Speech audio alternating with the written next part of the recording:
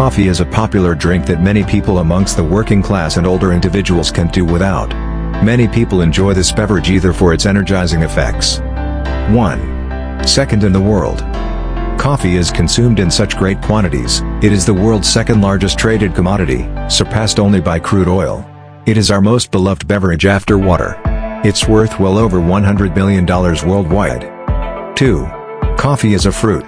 Coffee beans grow from a bush and they are classified as the pit of berries. By this definition, this makes them a fruit. There are two main types of coffee beans that are grown, green and red. 3. Coffee was discovered by a goat herder. It was said that coffee was discovered by a goat herder in Ethiopia in the 1500s. He saw his goats eating coffee cherries. Afterwards, he observed a change in their behavior, they gained a high amount of energy and they didn't sleep at night. The herder shared his findings with local monks.